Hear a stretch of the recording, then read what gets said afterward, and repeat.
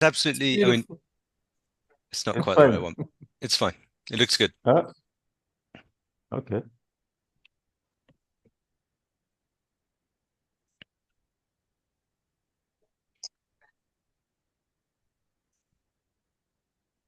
Good morning, everyone. Good morning, everyone, and thank you very much for joining our session on community monitoring and social accountability. My name is AJ Paul. I'm the director of Viva Con Agua and Viva Con Agua South Africa.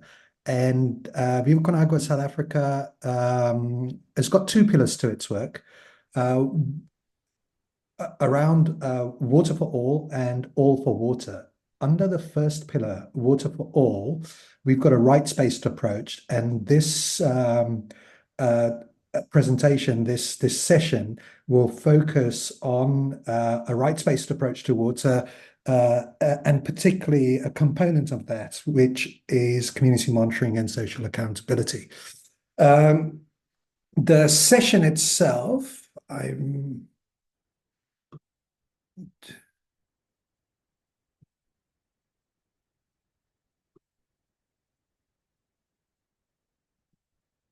the session, the supporters of the session, it's co-funded by the European Union. We've got presentations from the Equality Collective and Shahidi Wa Maji. Viva Con Agua is sponsoring the session, and we also have presentations by Water Witness. What the session will explore is the collective power of community-based monitoring, accountability, and advocacy. From South Africa and Tanzania, we'll be presenting case studies from these two areas where we've got ongoing projects. And the focus of the session will be on community-driven action to influence systemic change in rural communities. And we'll be focusing on the lessons and the drivers in these projects that are being implemented by Amanzi Kumntu Wonke, by Equality Collective, and Shahidi Wa Maji in Tanzania. The project that Equality Collective is implementing is called Amanzi Kumntu Wonke, which is in the Eastern Cape province in South Africa. And both of these projects are supporting community members to monitor and hold accountability to try and get tangible improvements in water services from the service providers.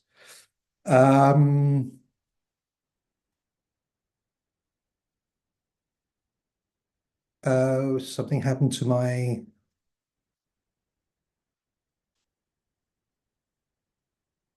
the order of play, the order of play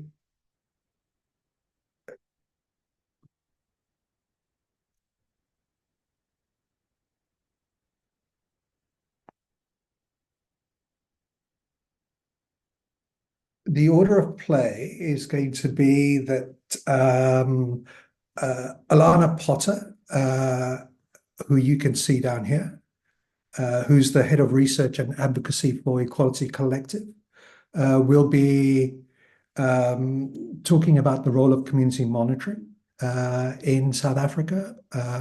And that'll be followed by Tim Brewer, who's representing Water Witness International. And Tim has been leading action on research on water and accountability in East Africa globally since 2020 through the Hewlett Foundation. And they are partnering with Shahidi Wa Maji, Coasnet, and the Partnership for African Social and Government Research. We will then have a couple of videos from our community champions. These are pre-recorded videos. And they'll be led by Noluvu from the Equality Collective. There's Noluvu down here. And we will then have Abel representing Shahidi Wa Maji, who'll be sharing the water ambassadors and the community champions work in Tanzania. Finally, Tino from the Equality Collective will just summarize and share some lessons learned. And we will finish the session with the launch of the Fair Water Action Fund. During the presentation, there'll be chat windows open so that you can pop your questions in there, ask for clarifications, etc. And we will then have a final sort of feedback session where we try and answer the questions and get back to you on any issues that you've raised based on the presentations. So without just sort of kicking on with the session, I'm going to hand over to Alana Potter, who's the Head of Research and Advocacy from the Equality Collective, to take us through the work that they're doing in the Eastern Cape in South Africa.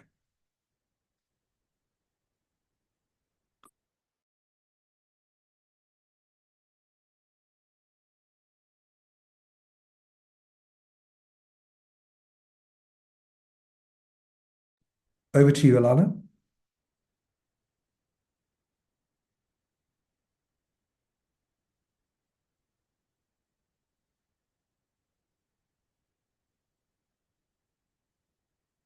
All right, here we go. Thank you very, very much for that, AJ. I am going to share my presentation. We'll take it from there. Welcome, everyone. It's good to have you here. Is everyone able to see it yet? Has it started sharing? I wonder what's going on. Yes, everything is visible as and correct. Oh, okay. So you can actually see the presentation quite clearly. Yeah. Yes. Okay. It must be in a completely different screen for me. Parallel universe almost. Oh. Okay, good. Well, the problem, of course, here is that I'm gonna struggle to move through the presentation in a way that makes sense for everybody. Because I actually can't see it, to be honest. I don't know where it's gone. Is this the version? Okay, great. Okay, so what we're going to look at here this morning, very briefly, is take a deep dive into Amanzi Kumntu Wonke as AJ has presented, and we're asking the question: what does community monitoring have to do with system strengthening, or indeed with human rights? And we hope to illustrate the story through our story of community-based monitoring in 40 villages, in remote rural villages in Mbashe, in the Eastern Cape, in South Africa, in our project Amanzi Kumntu Wonke. So what this slide really does is show that several influential international organizations like WaterAid, IRC, Sanitation Water for All, and others have really evolved over time their approaches to ensuring and to supporting and facilitating universal access to equitable and sustainable wash. Here you can see the building blocks that they've set out as being core to the systems. Each of these are key parts of the system, and you can see monitoring is mentioned in both the WaterAid and the IRC depiction of the core building blocks of systems that produce equitable and sustainable wash services. There's a somewhat artificial and sort of overstated divide between system strengthening and rights-based approaches. The reality is that rights-based approaches strengthen systems, and without strong systems, rights can't be realized. The international declarations on the right-hand side of the slide have been ratified by the vast majority of countries at the Stockholm World Water Week conference, and it's through this framework that states, in fact, have a legal obligation to respect, protect, and fulfill the rights to water and sanitation. There's a group of organizations that together in the Make Rights Real consortium have brought together system strengthening and human rights approaches into, and in particular here, are setting out an example of how human rights principles relate to finance, which is a core building block in the system strengthening scheme. And now on to Amanzi Kumntu Wonke. How does system strengthening and human rights interact in real life? Well, the Equality Collective, and we have many of our colleagues from Equality Collective here today, employs a constructive advocacy approach, working to both activate and inform citizens' rights claiming actions and to support government to take action on community monitoring data. And it integrates the need, A, to strengthen government, B, to strengthen citizens, and C, to bring them together towards common goals in democratic spaces. Our approach rests on the conviction that government and citizenry can bring about change. On the topic of bringing about change, we, within these sort of three main sort of social change strategies, our work aims to build a capable state, active citizenry, and operationalize democratic spaces. We focus on formal and invited methods of participation. Another set of social change strategies, like you can see at the top there, really are seeing state failure and they're self-providing. Their participation is invented and it aims at self-sufficiency and co-creation. The majority of social justice organizations in our country mobilize for change through a combination of invited and invented methods of participation like protest, occupation, and litigation. But this was really just to zoom out and kind of contextualize the approach. What is Amanzi Kumntu Wonke really all about? Well, the Mngasa water scheme was built by the Amatole District Municipality in 2015 to provide water to more than 6,000 households across 40 villages in the area. But it was very clear that this scheme was not delivering consistent or reliable water. And so we undertook a technical analysis of the scheme and a very deep social analysis, going door to door to ask community members about their experience. From the technical and the social analysis, we understood the two binding constraints to reliable, consistent water supply being a limited capacity on the part of the Amatole District Municipality to monitor the scheme and therefore to operate it, and a lack of resources to refurbish the scheme because the scheme was in urgent need of refurbishment. And so what we did was we provided technical support to Amatole District Municipality to raise resources through National Treasury, through a water services infrastructure grant to refurbish the scheme. And we pulled together all of the concerned actors into the Mngasa Water or Advisory Committee. So that includes traditional leadership, democratic leadership, community development workers, and other really important players in the area.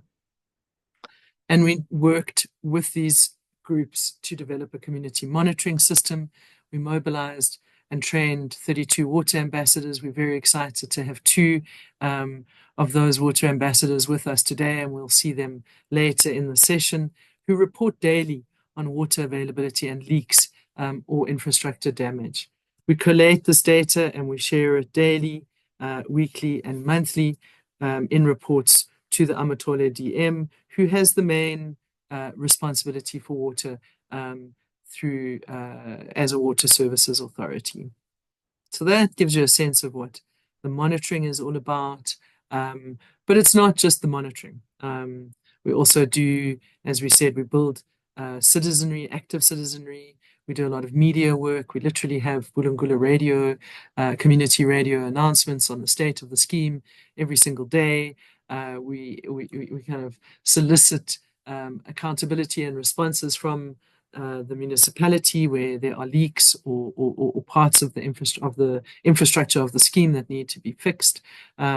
We do policy submissions, integrated development planning workshops with various members of the community, and all of this is towards building a coalition, which of really a multiple set of stakeholders towards supporting the functioning of the municipality.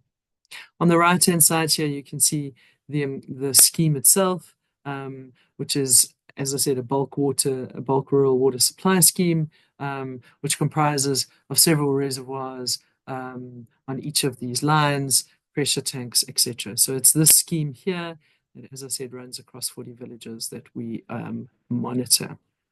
I guess the big question is always, what difference has that made? And one of the key ways mean, on the left-hand side here, we do set out the policy submissions, the workshops we've had with all of the different stakeholders, the comments and advocacy that we have, the legal and policy advocacy we've made with the advisory committee, as well as the resources that we've managed to raise and leverage from what we've raised for the refurbishment of the scheme. All of this happens hand in hand.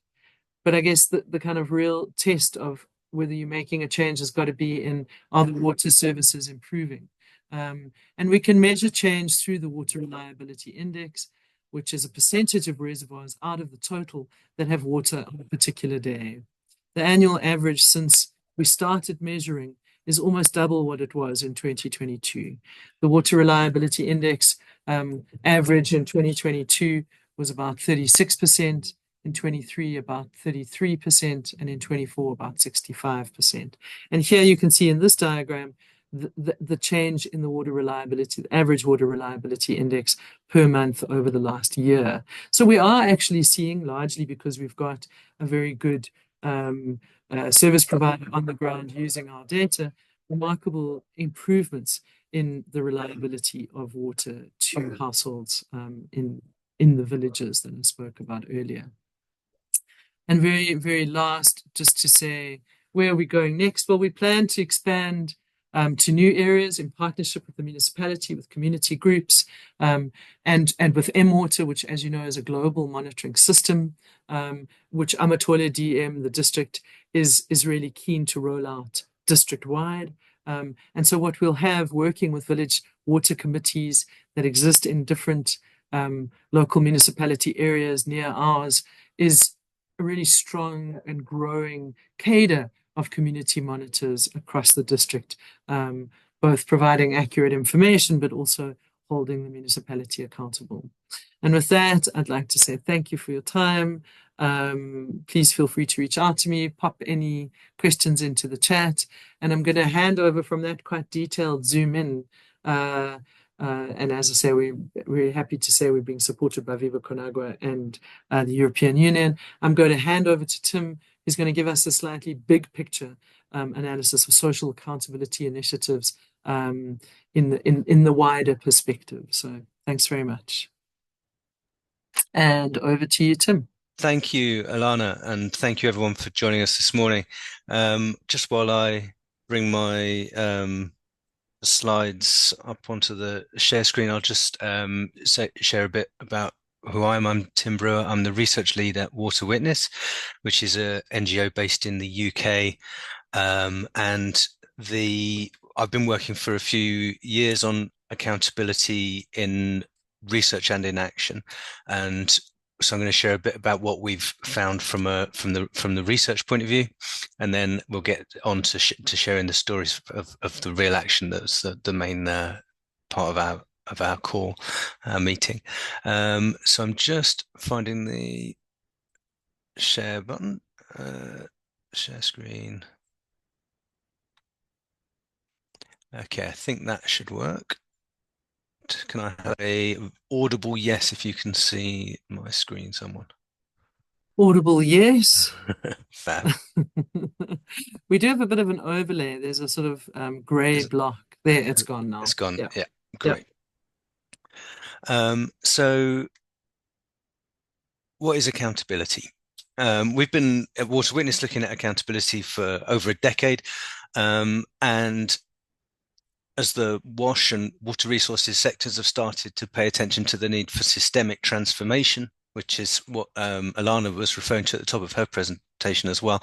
Instead of piecemeal project-based improvements, this work about what is accountability has become even more critical. So as we understand it, accountability is a feedback loop that drives systemic change. When it's working well, it has a multiplier effect, accelerating progress. And when it breaks down, sector progress can stall or fall backwards. So we conceptualize the feedback loop as comprising of 5 essential components. And all of these need to be in place for the loop to be complete and the progress to take place. So the first one is clear rules. Rules, norms, and standards are in place and are appropriate. so everyone knows what everyone is supposed to be doing. Second, responsibilities. Obligations and duties are clearly assigned and understood. Different institutions have clear, separate mandates that don't conflict or overlap. Again, for the same reason, all parts of the system need to understand their role. The third part is reporting. So monitoring mechanisms are available and are used so that you know whether or not things are working. But reporting is no good if those reports are not reviewed. So the fourth part is review, looking at the reports in some kind of systematic way on a regular basis, and looking for explanation of both good and poor performance so that you can make operational decisions off the back of that. And then finally, reaction. So having reviewed the reports, to actually take some kind of reaction, whether that is corrective measures, whether that's sanctions if performance is inadequate, or whether that's actually reward if things are, if one of the parts of the system is performing particularly well or overperforming, or if it's a change to another part of the loop. If actually on review you find that the rules are not supporting progress in the system, or that somebody's responsibilities need to change, that would also be a reaction. But actually doing something with the review is a critical part of the feedback loop. And the idea is that you don't insert accountability as a sort of separate block, but rather it's a process that has to keep going. And it is one that can build it, from wherever you are in the system, can progressively make it somewhat better. It's not, it's not a case that you have to have a perfect structure from the outset. You can progressively improve all parts of that feedback loop to get progressive improvements. So we've supported partners to research accountability since 2020, and we've learned some key lessons about what's needed from government, from civil society, and from external support to strengthen the feedback loop. And I'm just going to cover a few highlights from that work. So firstly, what's the role of governments? Governments need to put in place the rules and responsibilities that facilitate sector progress, supporting regulators and service providers to do their jobs and resolve challenges. Budgeting for enforcement and oversight is essential for operational budgets to be effectively spent. So this scaffolding of accountability is the structure on which the whole kind of sector hangs, and so it can't have if it's not funded, or if it's funded only on a sort of project basis, then it will be weaker and less likely to sustain. Governments also need to engage with citizens.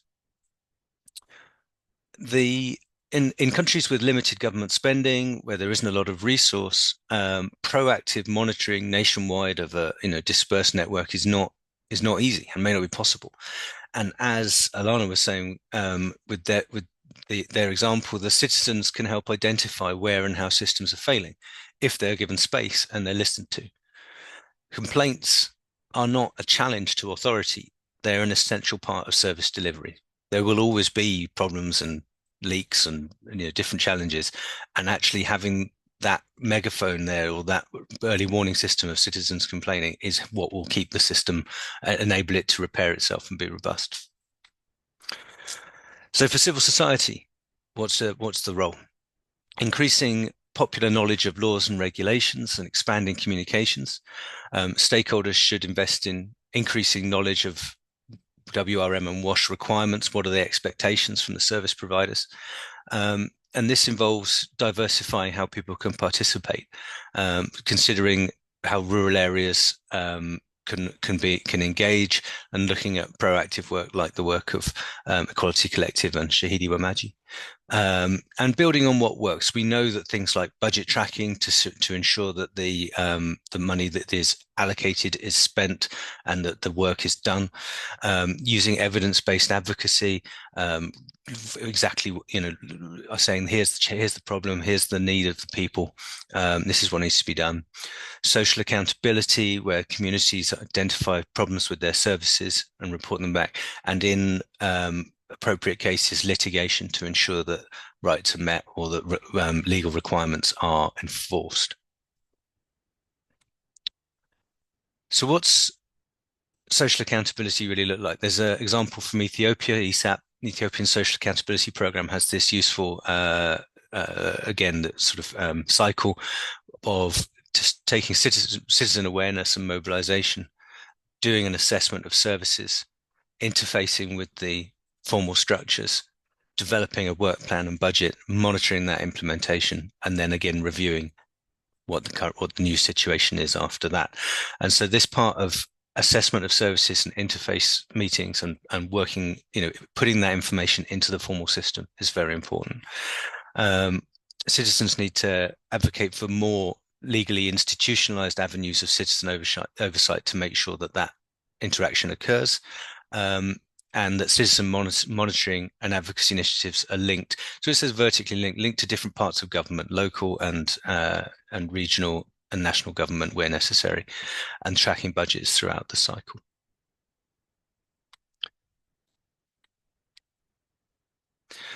So building on what works, it's good to strike a balance between constructive and critical approaches to advocacy, again, as Alana was mentioning, and to bring strong evidence for advocacy. It's very important for governments to be able to have confidence in the information that they have, and in their and to understand the detail of the challenges that are being faced, and then use communication techniques to raise awareness of the issues, particularly the relationship between WASH, waste management, health, and environmental challenges. There is still a surprising, outside of our world, of the people who attend Stockholm World Water Week, there's still a lot of people who don't think about the connections between these issues. And then development partners and corporations and external support agencies, what's their role? What are they doing in all of this? Firstly, it's important to support governments and civil society to strengthen accountability frameworks with monitoring and enforcement. So what does that mean? It means, in the case of development partners, using country systems, making sure that your project work fits inside a monitoring system that's funded through a more sustainable funding stream, and advocating for that to be in place, and not undermining it by having one's own monitoring. For corporations, are you paying the full value of water that you're abstracting? Are you ensuring that you're not making the system worse by releasing untreated wastewater, as well as doing philanthropic things like funding civil society or funding foundations? And we'll talk a bit more about how you can take your how you can fund this kind of work without being overly influential on it at the end. Enforce due diligence, demand mandatory reporting on your own water use, and in your engagements with water managers, and be accountable for one's own behaviour. And finally, donors can support government accountability processes, and as I said at the end, I'll talk about how you can do that through the Fair Water Action Fund as well. Thank you very much. Thanks very, very much, Tim. If you have any questions to Tim or to me, please pop them into the chat. We will circle back to them. But we want to really make the bulk of the work and the space in this session focus on the engine room of community monitoring and social accountability, which is water warriors, water ambassadors, community members that are here with us today and have also worked with us to make a video responding to questions, which we'll play for you, and you'll see that, which kind of really gives you a deep dive into their experience. At the end of the day, with respect to social accountability, governments are accountable to their constituents. They're accountable to communities. They're not accountable, in fact, to NGOs. The accountability relationship is between the government that runs the water services and their constituents, community members.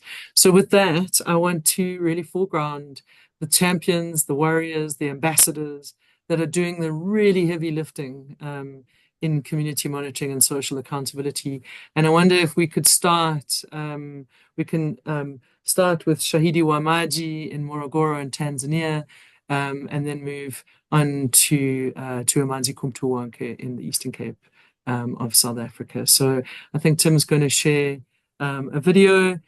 We'll then share the Amanzi Kumntu Wonke video and then open up the floor to questions to the warriors and the ambassadors. Okay, thank you very much, Tim. Over to you.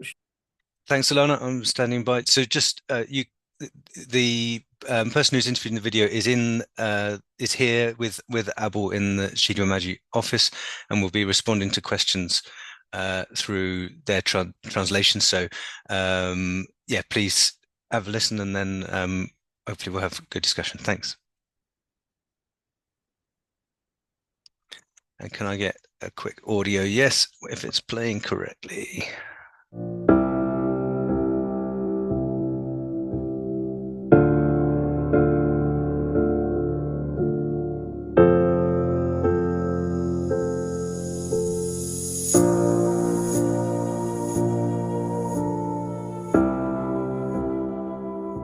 Kwa majina yangu naitwa Mseremu Kandili, ni mkazi wa kijiji cha Mbwade, kata ya Madoto, wilaya ya Kilosa, mkoa wa Morogoro. Mimi nimekuwa shahidi wa maji kwa zaidi ya miaka 4 sasa, nawakilisha jamii ya kifugaji kuwasemea kwenye masuala ya maji na ulinzi wa vyanzo vya maji. Nimeamua kuwa shahidi wa maji ili kuwasemea jamii ya wafugaji kutokana na changamoto wanazopambana nazo kuhusiana na masuala ya maji. Hasa kwa mfano migogoro yetu tuliyokuwa nayo katika wilaya yetu ya Kilosa, migogoro ya wakulima na wafugaji inayotokea haswa wakati wa kiangazi kwenye maeneo yale ya mito, ambako mfugaji anataka aende pale na mkulima anataka akalime pale. Nimeendelea kuendelea kuisemea jamii yangu ya kifugaji kutokana na changamoto ambazo zilitokeaga wakati wa nyuma. Kwa hiyo lazima tuisemee ili isijirudie tena.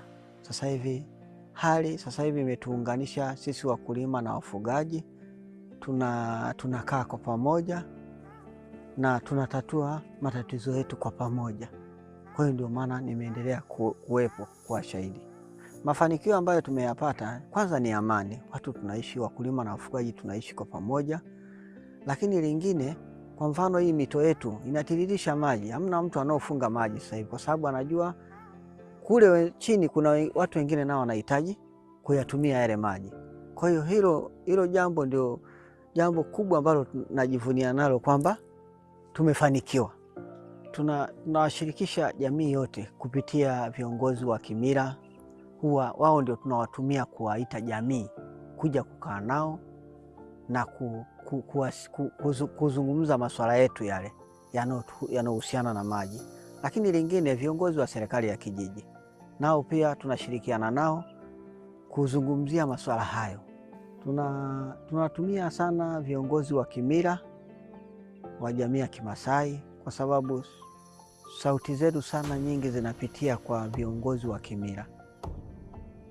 Wao ndio tunawatumia sana kwa sababu kwanza wanaongea lugha ya Kimasai. Kwa hiyo tukiwapelekea wao watu ujumbe huo wanaelewa kwa sababu tunazungumza kwa ile lugha yao. Lakini watu wengine ambao tunashirikiana nao ni viongozi wa serikali ya kijiji. Nao pia tunawatumia kutukusanyia watu, lakini kuongea nao wananchi kwa pamoja.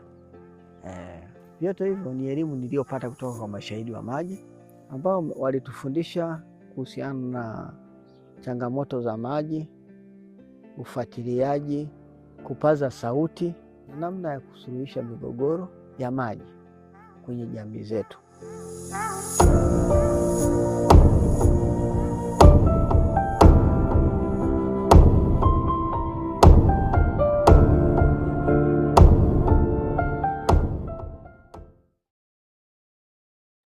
Oh, what a powerful, powerful piece. Thank you.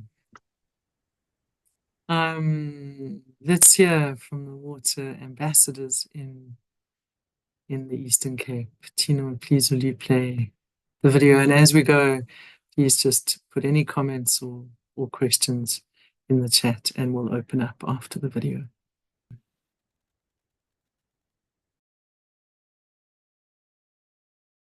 My name is Lusana Swindu. I'm from Manzamnyama Resident. I am working as ambassador in Mnasa Water Scheme.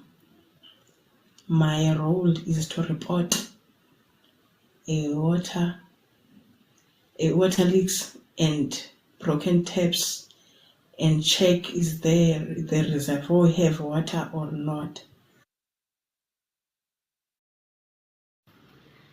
I take this role for the purpose of helping my community. I'm selected by the people of my community in 2021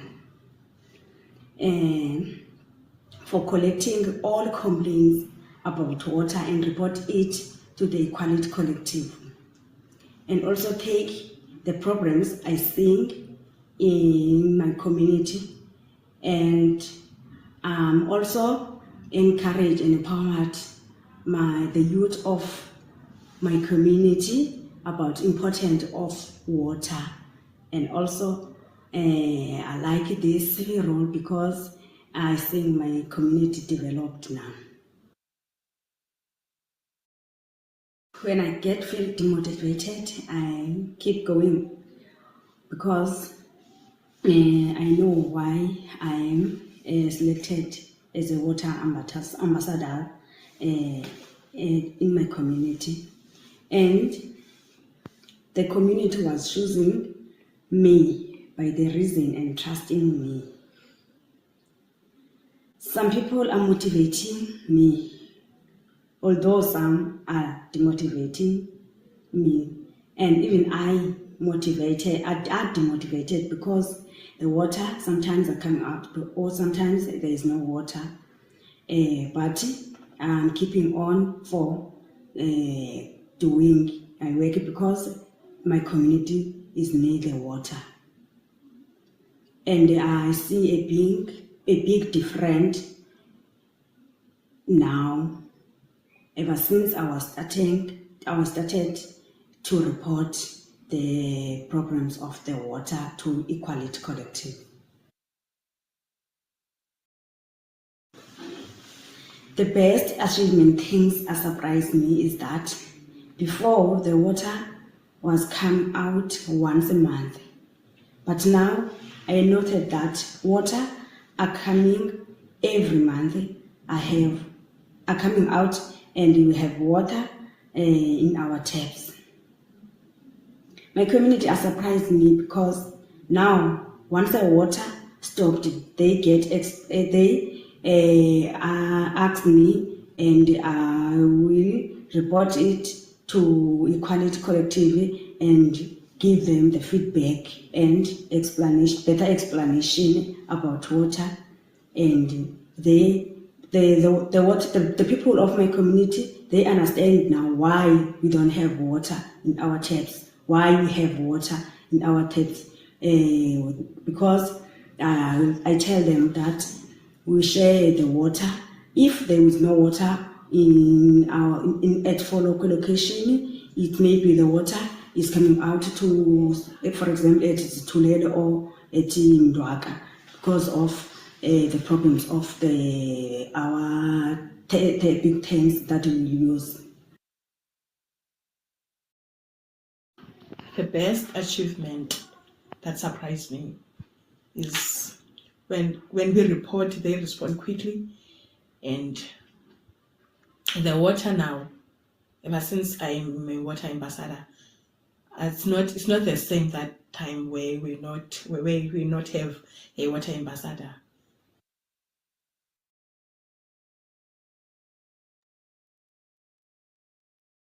Okay, thank you very, very much.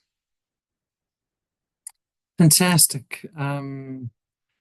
So to our colleagues in Morogoro, we have a really nice question here from Lucy.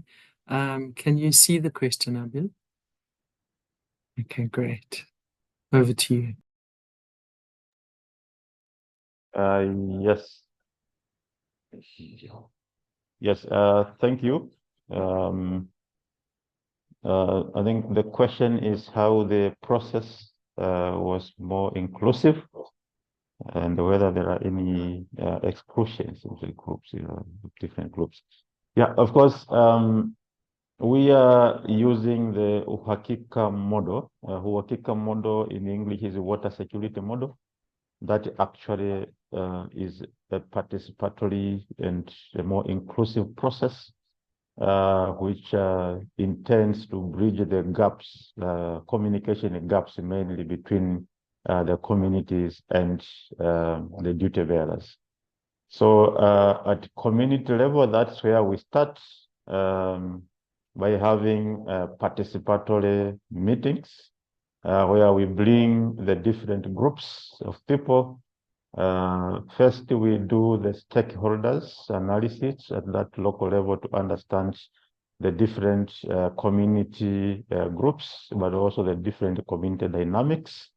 We understand the culture of the communities, and we are able to highlight the different barriers, basically, that can limit the participation of different groups. But we also identify opportunities for addressing those barriers. The community ambassador who is with me here, the Shahidi, basically is coming from the Maasai community. Among the issues we are able to identify, basically women, we are not supposed to be attending meetings, only men, and including actually him, was part of those people who are believing that women should not attend meetings. So we deployed some processes participatory to ensure we engage the traditional leaders, basically, who are basically the decision makers in those communities, apart from the village government leaders, those traditional leaders who are able to determine who should do or who should not do this. So we were able to identify those specific groups, those vulnerable groups, women, we are among of them, but also the pastoralists themselves, we are among of them, and ensure we bring a more inclusive process. So that's the model that we are deploying, and we ensure every group is in place, is able to participate, and is well informed of the processes and the stage that they are supposed to participate, and they're able to ensure they take actions collectively. Yeah. There's a follow-up question, Abu. If you can ask Mselemu, do the government sufficiently respect the Maasai pastoralists in this role? Okay. Mselemu, Naam. wanauliza kwamba je, sasa hivi huko mliko, je, serikali inaheshimu mahitaji yenu ya Kimasai? Kwa kweli sasa hivi kwa hatua tuliofikia, serikali inatuheshimu. Kwanza inatambua sisi ni mashahidi na inatambua kwamba kila mtu, maana jamii yetu tunajua ilikuwa nyuma sana. Sasa hivi na sisi tukienda maofisini kupeleka hizi taarifa za uhaba wa maji na hizo changamoto ambazo tunakutana nazo, tunashukuru sasa hivi wanatuelewa vizuri sana. He says currently the government respects them first as mashahidi, as the representatives of the communities, and they respect them as Maasai community. When they go to the government offices currently with their needs, specifically water needs, they listen to them. And currently their village basically is one of the successful one in terms of achieving the water access.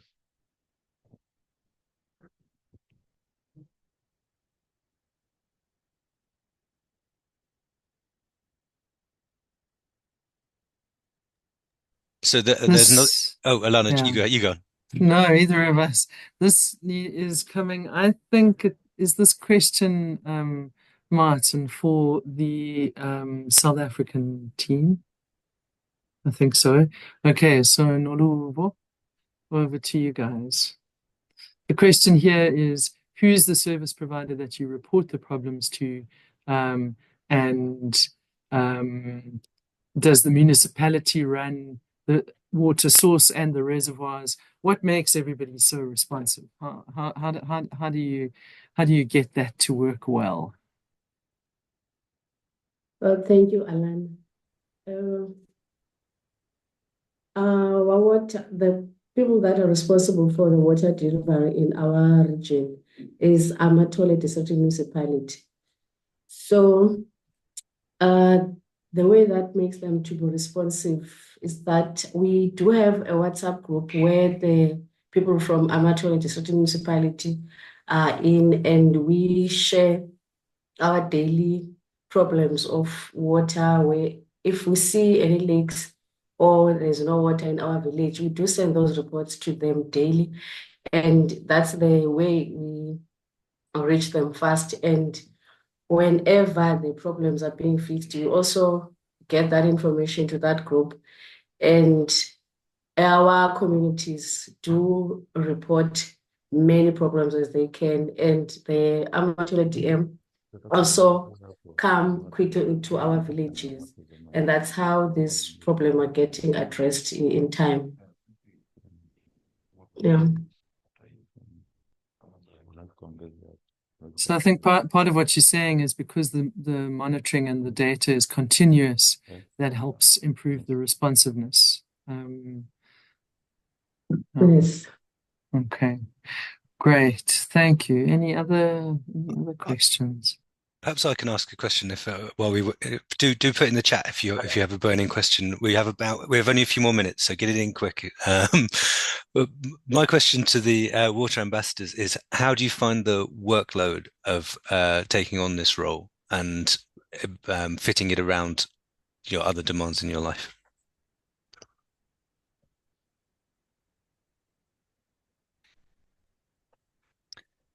That's to you, Nolovo.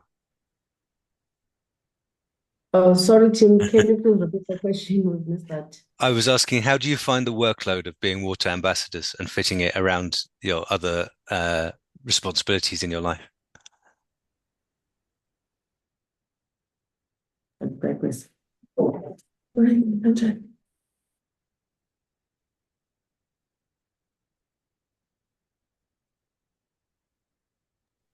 Oh.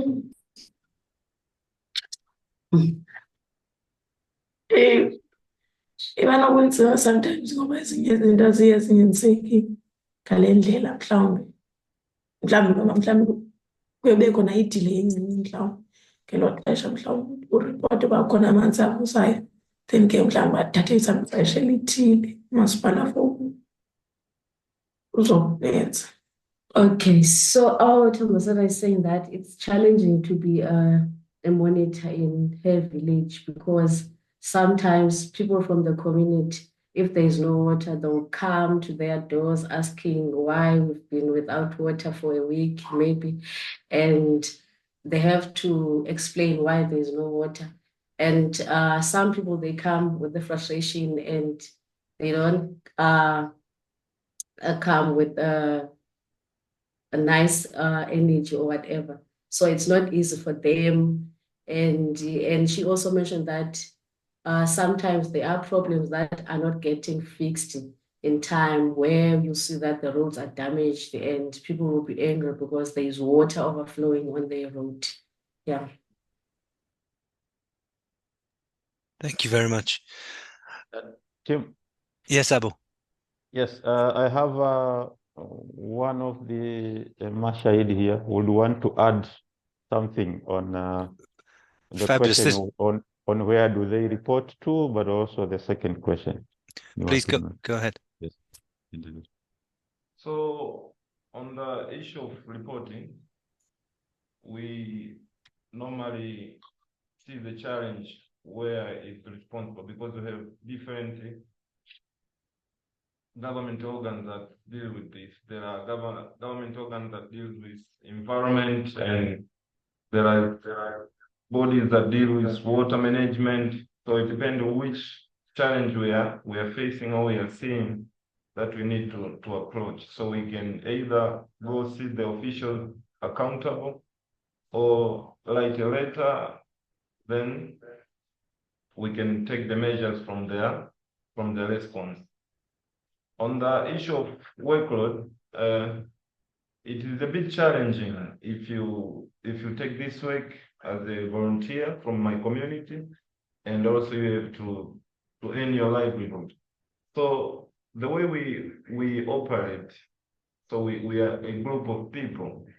So we always work around our schedule. So if somebody is having a free schedule, then he can do the work that we are planning. So we usually have meetings, mostly weekends, where we can plan our activities and people who are responsible for doing the work. Then after that, it just follow-ups through phone calls, messages on phones, on the implementation. If the work needs to be done for all of us to attend, then we try to create a schedule then that everyone will be free, and then we can participate. Thank you. What do you think? Thank you very much. So we're coming towards the close, unfortunately, so we're running low on time. We will take further questions in the chat, and please do respond in the chat. So I'm going to now give another short presentation, as I mentioned, about the Fair Water Action Fund, which is intended to support work along the lines that we've seen here today. And then we will just have some concluding words. Bear with me just again one moment.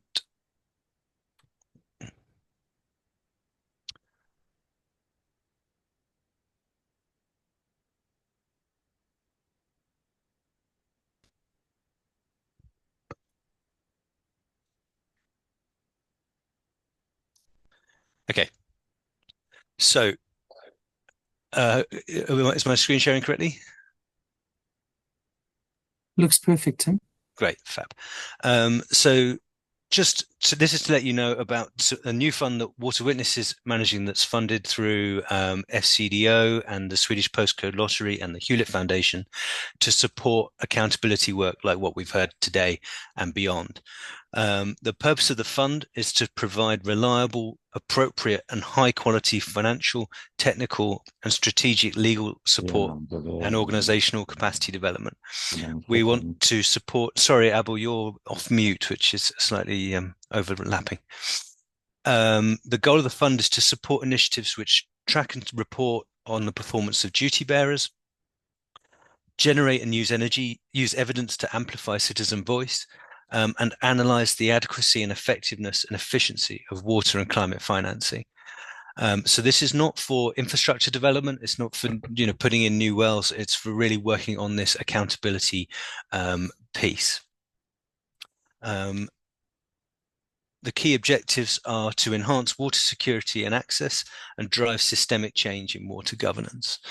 So we're looking at areas such as social equity, economic efficiency, government competence, resilience, and environmental sustainability.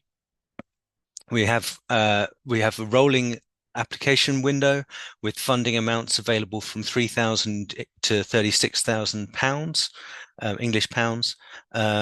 And we also will offer additional support. So if you have an idea, but you're not exactly sure how to best operationalize it, perhaps you want to do social accountability monitoring, but you haven't done it before, we have expertise that we could work on co-designing a project with you to work it up to be fundable.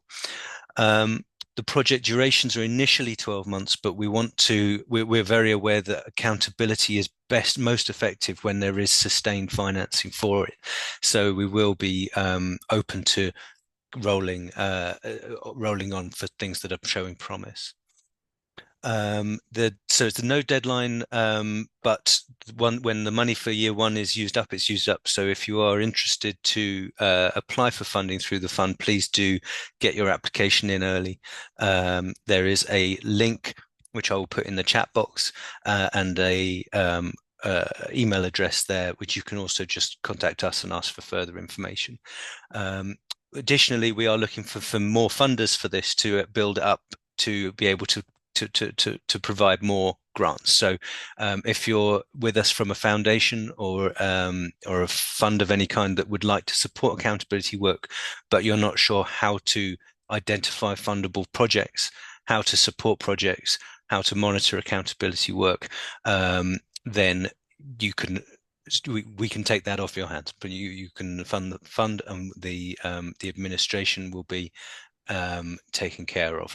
One of the things that we found that donors often struggle with accountability is that the work is often almost too cheap. It's low, it's small scale, it's local, and it's hard. The World Bank can't give 50 million for it. It needs to be in appropriately sized funding amounts, and that's what this fund is designed to achieve. Fantastic. Oh, sorry, Tim. So just I've got but 1 more minute. So we're looking with Africa as a priority in the first round, but we're looking to fund worldwide. And the thematic focus is water-related impacts of multinational corporations and the performance of government institutions and development partners in delivering shared water security. I won't go through all of the different parts because we are short of time, but just to say that it's for doing accountability action, so it's not pure academic research, it's not conference, and it's not just for operational costs for what you'd be doing anyway, but lots, a wide variety of different types of approaches to accountability could be funded. We can share the application process with you if you're interested, and the link, the details are on this slide here. We'll stop there. Thank you. Thanks very much, Tim, and please don't forget to pop in the links in the chat for anyone who can't get them off. The slides, I know we have 3 minutes left. I wondered if Tino, it's actually the Mentimeter. Tim, do you want to do that after Tino? I'll put the links in the chat and Tino can mention it.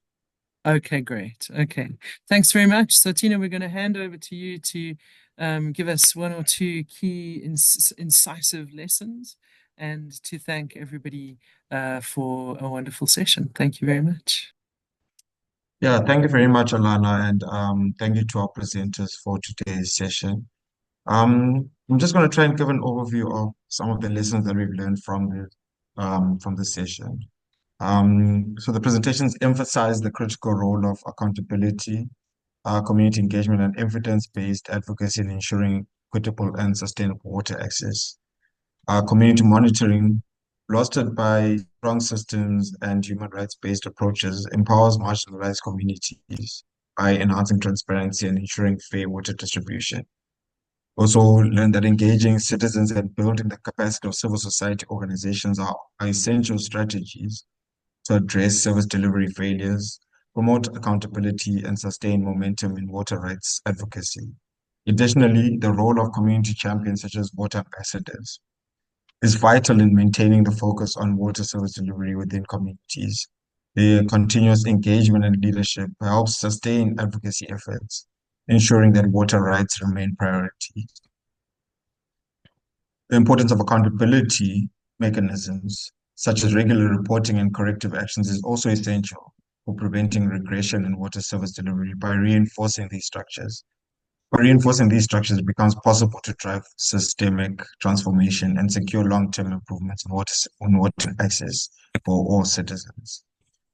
Moreover, multi-stakeholder collaboration among governments, civil society, and private sector is vital for systemic change in water governance.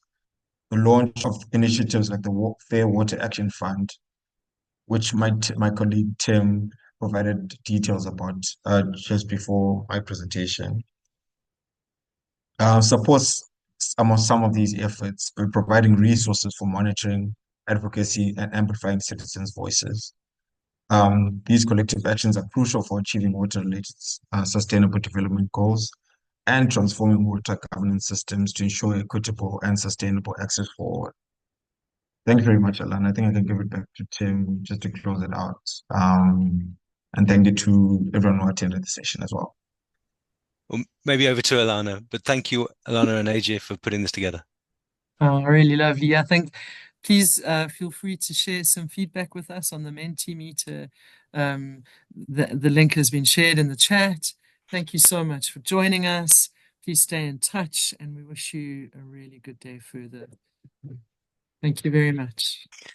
Thank you all. And thank you to Thank you for joining. ambassadors and Shahidi.